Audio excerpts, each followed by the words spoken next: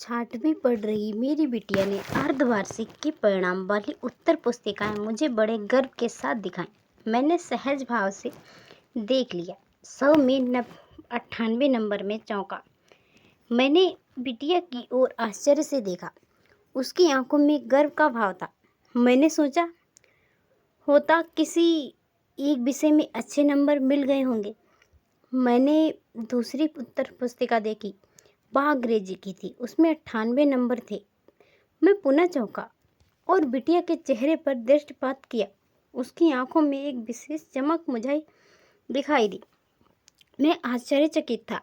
मैंने तीसरी उत्तर पुस्तिका उठाई। उसमें 50 में 50 नंबर थे। अब तो मेरी आंखें फटी की फटी रह गई।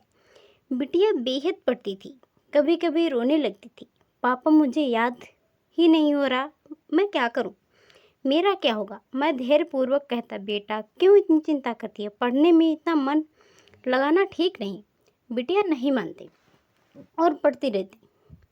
मैं अपने काम में लगा रहता। मैंने स्वप्न में भी नहीं सोचा था मेरी बिटिया, जो कि एक साधारण से स्कूल की स्टूडेंट है, इतने नंबर प्राप्त कर मेरी आंखों के आगे अंधकार ही अंधकार फैलाकर मेरी और बड़ी ही सदाहता से देखेगी।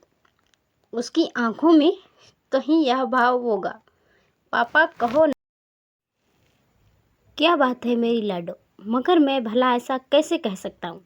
मैं यह सब जानता हूँ कि हमारे खानदान की रीत बड़ी पुरानी है, पढ़ने लिखने में जीरो और फिजूल की बातों में हीरो।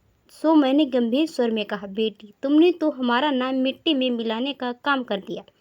तूने यह किया? क्या किया?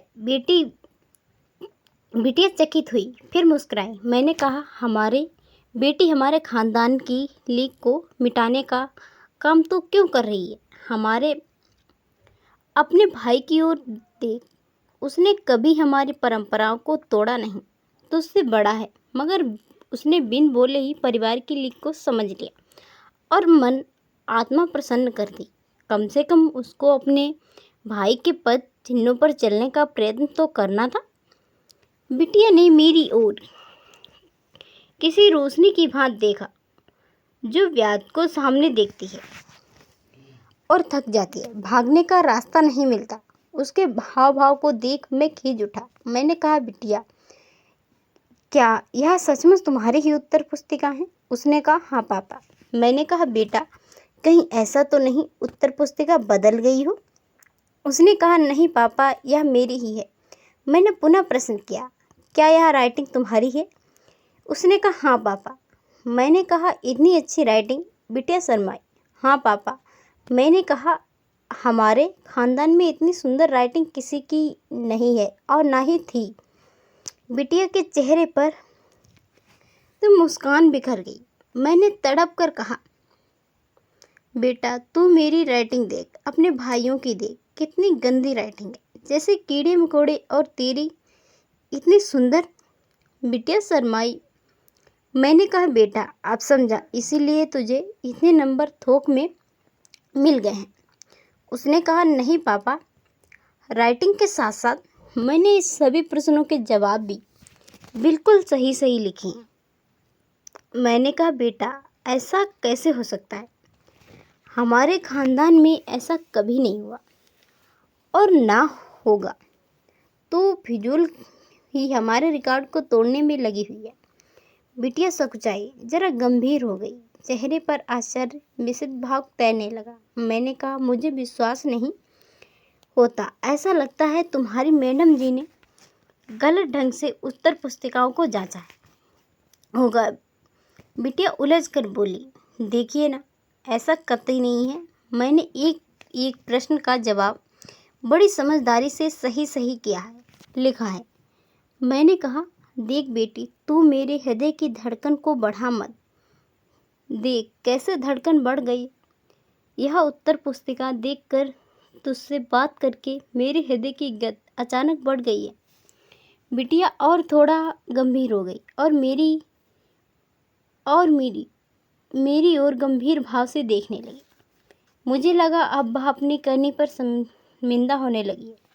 मुझे यह देखकर अच्छा लगा। मैंने उसके सर पर स्नेह से हाथ रखा और शांत भाव से कहा, बेटा, अगर तू इस तरह पढ़ेगी तो एक दिन डॉक्टर या इंजीनियर बन जाएगी।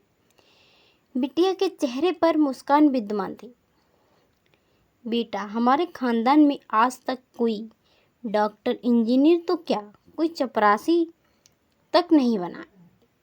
यह सब पद पाने के लिए पढ़ना लिखना पड़ता है।